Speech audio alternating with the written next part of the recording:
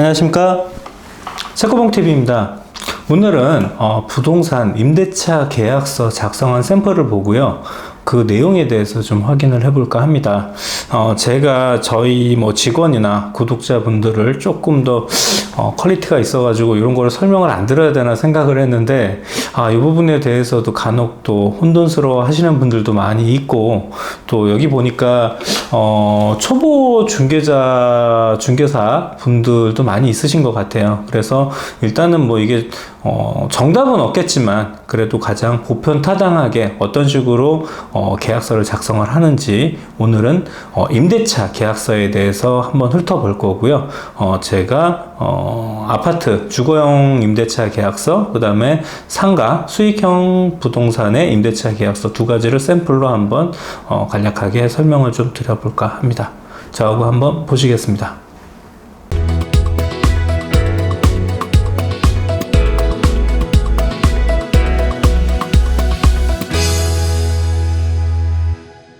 자, 임대차 계약서 샘플 지금 준비되어 있는 거 보면서 설명을 좀 드릴 거고요. 오늘 제가 아까 말씀드렸듯이 주택 임대차 계약서, 요거는 주거용이라고 저희가 보통 표현을 하고요.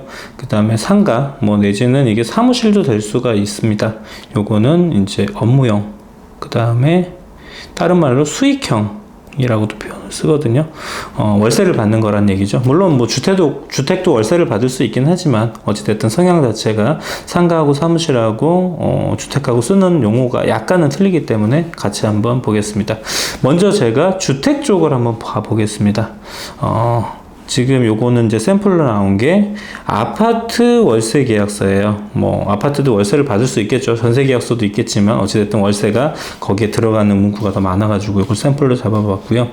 일단 소재지가 경기도 성남시 어쩌고저쩌고 이렇게 써 있는데, 이 주소를 갖다가 관례적으로 구주소를 적습니다. 자, 이걸 신주소로 적어도 상관은 없을 것 같기는 한데, 이게 왜냐면 등기부 등본을 갖다가 요즘 아직도 저희가 구주소로 많이 띄거든요. 그러다 보니까 동일하게 구주소로 쓰는 게 되게 편하더라고요. 그리고 관례상 보통 이렇게 많이들 하고 있고요. 토지의 지목은 건물이 올라가 있으니까 당연히 될 것 같고, 건물은 철근 콘크리트 구조. 이게 약간 틀리는 경우도 있어요. 근데 이걸 어디서 하느냐? 건축물 대장에 나와 있죠. 그래서 건축물 대장에 보고 구조를 보고요. 용도도 건축물 대장에서 아파트라고 나와 있죠. 그리고 대지권 비율은 요거는 등기부 등본상에 나와 있는데, 비율 이렇게 적어 주시고, 면적을 적을 때는 큰 놈을 적어 주시면 돼요. 여기다가 큰 거. 헷갈리시거든요. 작은 놈하고 큰 게 있는데, 몇몇 분의 그 몇몇 분의 거를 적어 주시면 되고, 면적 요거는 실면적입니다. 다른 말로 전용 면적. 자, 이건 어디에 나와 있느냐? 등기부 등본에도 나와 있고요. 그 다음에 건축물 대장에도 나와 있죠. 이렇게 해서 일단은 계약서를 적을 때 요거를 갖다가 오타 없이 잘 적으셔야 될 것 같고요.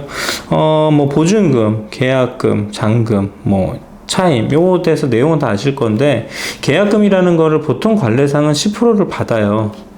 일반적으로 이게 통용적으로 이렇게 하고 있는데, 사실 법에서 이게 딱 10%라고 정해져 있는 건 아니에요. 30%를 받을 수도 있고 50%를 받을 수 있고, 계약금으로 잔금을 다 받아서 치는 경우도 있습니다. 근데 관례상 보통은 통상 10%를 받으니까 그렇게 적어 놓고요. 그 다음에 임대인 임차인의 협의에 따라서 이건 바뀔 수가 있습니다.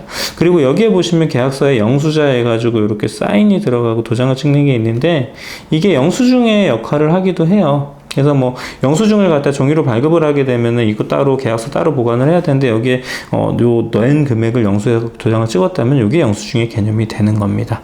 그래서 이게 되어 있고, 월세 같은 경우에 이게 후불인 경우도 있지만 지역이나 아니면 성향에 따라서 선불인 경우도 있어서 이거를 갖다 한번 체크를 해야 될 것 같고요. 저희 성남 같은 경우에는 보통의 계약은 다 후불인데, 서울 쪽에서는 제가 보니까 선불이 더 많더라고요. 근데 그것도 법에 정해진 건 없어요.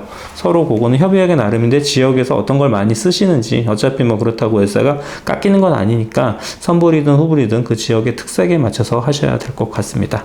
그럼 보시면은 2조에서 9조의 사항은 사실은 요거는 계약서 그냥 어떤 계약서 양식이든 다 적혀 있는 내용인데 저희가 수정을 할 수가 없어요. 왜냐면은 프린터가 다 돼서 나오거든요. 이게 프로그램을 쓰게 되면은. 그래서 뭐 특별한 내용 없죠. 뭐 어찌됐든 간에 여기에서 용도를 맞춰서 써라. 내 마음대로 이거를 갖다가 딴 사람한테 뭐 전대를 주거나 임대차 주면 안 된다. 월세 밀리면은 너 저기 뭐 해지를 할 수 있고 뭐 쫓겨난다. 뭐 원상복구해서 나중에 반납해라. 그 다음에 뭐 이거를 갖다가 계약금을 뭐 배액을 배상을 하고 뭐 포기를 하고 해지할 수 있다. 뭐 이런 내용도 우리가 흔히 상식적으로 아는 내용을 구구절절히 사실은 다 적어 놓긴 했는데 이거는 저희가 건드리질 못합니다. 보통 프린터가 다 돼서 나오거나 아니면은 거기에 마킹이 돼서 나와서 수정을 보통 못하게 되어 있죠. 여기서 건드릴 수 있는 거는 임대차 기간은 우리가 걸 수가 있어요. 보통은 우리가 24개월 이건 이제 주거니까. 근데 수익형 부동산 같은 경우에 상가나 오피스텔, 사무실 같은 경우에는 1년 단위 계약을 하긴 하는데 뭐 초기 계약을 2년으로 할 수도 있고요. 1년으로 할 수도 있는데 보통은 요거 같은 경우 24개월을 많이 하기는 해요. 근데 주택 같은 경우에는 기본이 24개월이니까 24개월을 하지만 상가하고 오피스텔과 사무실 같은 경우에는 뭐 2년 계약을 하기도 하고 1년 계약을 하기도 하고 뭐 단기 계약도 있기도 하고 그러니까 그 내용은 좀 알고 계셔야 될 것 같습니다. 그래서 저희가 2조에서 9조 사항은 건드릴 수가 없고요. 예를 들어서 이제 특약이 제일 중요하죠. 자, 주택에 대해서 특약을 보면 이제 적는 난의 내용들이 조금 틀리는데요. 현 시설 상태에서 임대를 하고요. 뭐 파손 시 원상복구 하기로 한다. 뭐 집이니까 뭐 이거를 갖다 용도를 갖다가 변경을 상가처럼 막 이걸 새로 만들지는 않는데 보통은 그거를 그대로 쓰기는 하지만 우리가 파손을 시켰었을 때는 그 상태로 반납을 해야 된다. 하지만 자연 마모는 제외다. 자, 무슨 얘기냐? 우리가 쓰다 보면은 벽지하고 도배 장판 같은 경우에 뭐 색이 바랄 수도 있고요. 아니면 자연적으로 이게 기스가 어느 정도 나잖아요. 그러다 보니까 뭐 이런 거 훼손을 했었을 경우에는 수리를 해주지만 자연적으로 이게 뭐 스크래치가 나거나 자연적으로 색이 바랬다 그런 부분은 우리가 제외를 하기로 하겠다는 얘기입니다. 뭐 계약금 중 일부를 내고 어쩌고 저쩌고 입금하기로 한다. 이거는 뭐 어떤 뭐 그냥 있는 얘기고 보통 여기에서 이제 전세나 주거 같은 경우에는 채권 최고액이라는 게 많이 들어가요. 이게 이제 보통 은행에 설정된 게 120%가 설정이 되는데 몰린 금액이 100만 원이면은 예를 들어서 120만 원 설정이 돼 있는데 얼마가 돼 있다라는 걸 확인 설명서상에서 기재는 해주지만 우리가 여기다 기재를 해주는 게 더 좋습니다. 그 다음에 요거는 뭐 신규 입점이었나 봐요. 그래서 하자 발생 시 AS 해준다라는데 신규 입점이어서 그런 것 같고요. 여기 보면 요거 있네요. 임차인은 실내 흡연 및 벽걸이 TV 설치하기로 하지 않기로 한다. 자, 이게 주택일에서 나오는 얘기예요. 자, 어떤 게 있을 수가 있냐면 여기가 일단 흡연 요즘 하지 말라고 보통 얘기를 하고요. 그 다음에 애완동물 못 키우게 하는 데도 있어요. 이것도 기재를 하는 경우도 있고요. 그 다음에 뭐 예를 들어서 못질, 우리가 아까 얘기했던 TV도 똑같은 얘기거든요. 벽에다가 못을 뭐 많이 박지 말아라. 이런 것들 주택 같은 경우에는 기재를 하는 경우가 많이 있습니다. 그리고 보증금은 뭐 무슨 계좌로 입금을 하기로 하고 월세는 어디 계좌로 하기로 한다. 이거는 뭐 어느 계약서나 이렇게 적혀 있으면 좋겠죠. 그 다음에 월세를 2기 이상 연체에 뭐 10%의 지원 이상 주기로 했다. 이거는 갖다가 뭐 보통 우리가 뭐 기재를 하기도 하고 안 하기도 하는데 예를 들어서 주인의 성향에 따라서 뭐 밀리지 말라는 얘기예요. 사실은 이게 연 10%면은 그렇게 금액이 크지는 않습니다. 월 10%가 아니라 연 10%이기 때문에. 근데 요거를 갖다가 서로 각인하기 위해서 좀 이런 걸 적어주는 게 많고요. 그 다음에 주택 임대차 보호법, 뭐 임대차 관리에 따르기로 한다. 뭐 이 정도 적으면은 보통의 주택, 아파트의 임대차 계약에 들어가는 특약 내용들은 뭐 특별하게 주인이 권고를 하거나 임차인이 뭐 예를 들어서 이 내용을 넣었으면 좋겠다 하는 거 말고는 다 들어가 있다고 보시면 될 것 같습니다. 자, 보시면 여기서 특이사항은 임대인하고 임차인하고 여기 주소를 적잖아요. 요거 위에서 아까 계약서에는 구주소를 적었는데 매매나 임차나 여기는 다 신주소를 적어요. 왜 그러냐고요? 저도 잘 몰라요. 관례상 그런 것 같아요. 그 다음에 주민번호 어찌됐든 간 적어주고 전화번호 보면 여기 공란으로 돼 있잖아요. 사실 요거 잔금 때 많이 가르쳐줘요. 자, 이유가 뭐냐면은 잔금 전에 이거를 가르쳐주면은 사고가 생길 수도 있어요. 자, 임대인하고 임차인하고 우리가 전화번호를 모르면 부동산을 통해서 무슨 다시 한번 조건을 협상을 한다든가, 뭐 조건 협상할 건 없겠죠. 계약서를 썼으니까. 아니면은 특별한 사항에 대해서 부탁을 할 수가 있는데, 예를 들어가지고 부동산도 모르는데 자기네들끼리 무슨 약속을 한 거야. 근데 자고 일어나서 생각해 보니까, 이거 너무 내가 과한 걸 해준 것 같아. 괜히 해준 것 같아. 자, 이렇게 되면 그걸 못 해주겠다고 얘기하면은 그때 사고가 생기는 거예요. 임차인이 뭐 예를 들어서 주인분 이거 해주기로 했잖아요. 나 기분 나빠서 계약 못해요. 내지는 기타 등등. 저희가 알면은 이거를 중간에서 중재를 하고, 내지는 예를 들어서 증인이 돼서 어떤 부분을 이끌어줄 수가 있는데, 서로 좋자고 전화번호를 적어놔 버리게 되면은 이게 나중에 서로 좋자고 하다가 나중에 싸움의 원인이 되기도 해서, 보통은 조금 숙달된 부동산 같은 경우에는 요거를 잠금 때 일러주고, 그 전까지는 조금 불편하시더라도 저희 부동산을 통해서 그 내용을 아셨으면 좋겠습니다 라고 말씀을 드리는데, 간혹 이걸 꼭 적어달라고 하시는 부분이 있어요. 임대인이나 임차인이나. 그러면 어쩔 수 없어요. 하지만 적어드리고 나서도 그런 내용을 설명을 꼭 해주셔야지 됩니다. 그래야지 사고가 안 생겨요. 자, 보시면 여기에 개업공인중개사가 2개가 들어갔죠. 자, 이거는 공동중개를 했다는 얘기예요. 자, 이래서 저희 이제 재편처 공인에 제가 사인을 했고요.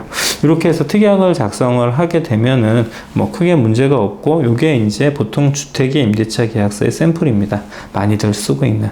자, 다음은 제가 수익형 부동산에 대해서 한번 알아볼게요. 자, 상가를 한번 샘플을 잡아볼 건데요. 자, 상가 임대차 월세 계약서예요. 지금 보시면. 자, 소재지 동일해요. 지금 아까 얘기했던 것처럼 우리가 관례상 구주소를 쓴다고 했죠? 구주소 적고, 그 다음에 토지는 건물 들어갔으니까 당연히 대가 될 거고요. 요거 철근 콘크리트 2종 근생. 자, 어디에 있다고요? 건축물 대장이 나와 있습니다. 자, 그 다음에 면적 큰 걸로 적어 놓으면 좋죠. 그 다음에 요거는 전용 면적. 아까 말씀드렸죠? 등기부에도 나와 있고요. 이거는 건축물에도 나와 있습니다.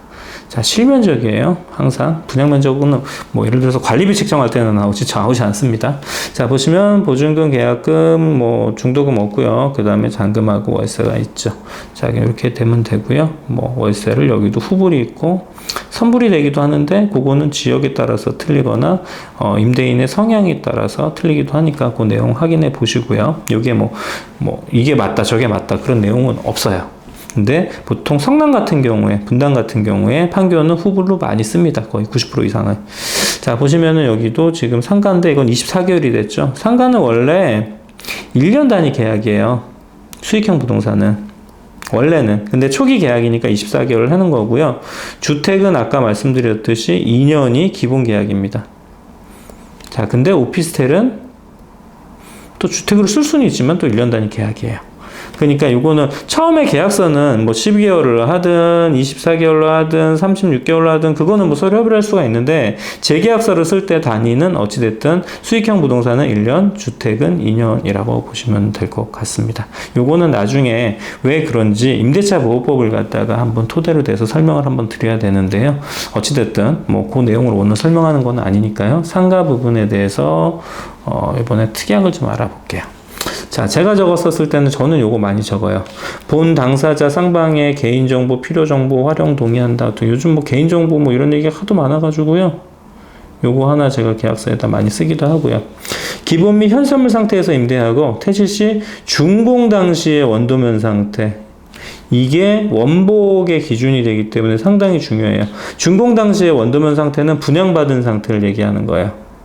근데 이거를 갖다가 현 상태라고 얘기를 해버리면 현 상태가 인테리어가 되어 있는 상태가 돼버릴 수도 있거든요. 법원에서 그러면은 야, 인테리어 되어 있는 현 상태로 받았으니까 현 상태로 반납을 한다 그래서 분쟁을 해서 진 판례도 있어요. 그래서 항상 준공시 원도면 상태로 한다든가, 아니면은 예를 들어서 분양시 준공 상태 받은 상태로 한다든가, 이런 내용을 정확하게 상가하고 사무실 같은 경우엔 적어 주셔야 됩니다. 우리가 오피스텔이나 아니면 주택 같은 경우에는 이거를 갖다가 뭐 바꿀 일이 거의 없어요, 인테리어를. 근데 하지만 상가하고 사무실은 거의 인테리어를 새로 해서 들어가기 때문에 정확하게 기재를 해줘야지 나중에 분쟁이 생기지 않습니다.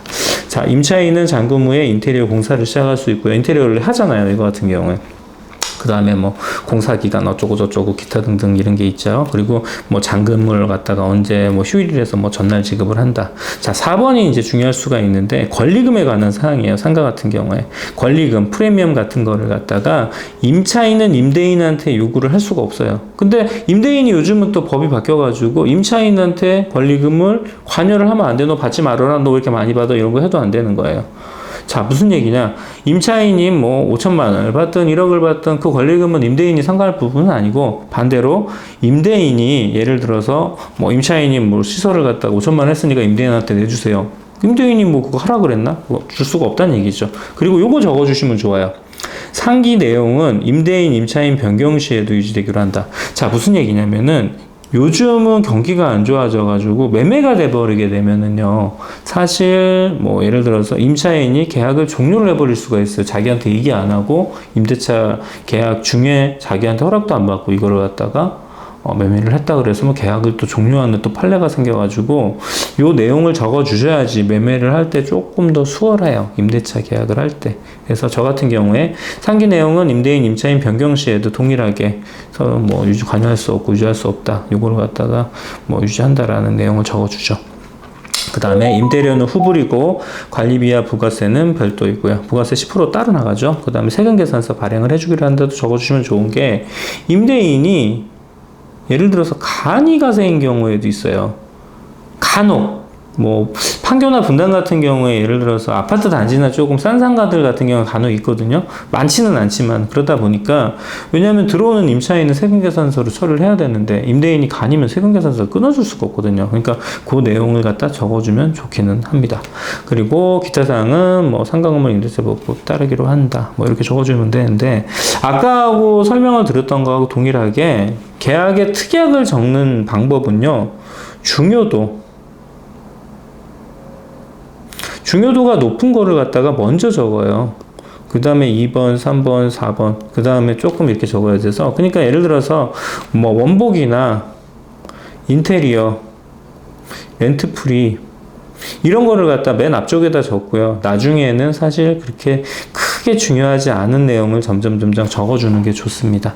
자, 임대인은, 임차인은, 그리고 아까 얘기했던 것처럼 이거 신주소를 적어야 되고요. 그 다음에 전화번호 당연히 없죠. 저 같은 건 제가 적었으니까. 저는 요거는 양타, 요거는 제가 혼자 진행을 했던 내용입니다. 자, 요렇게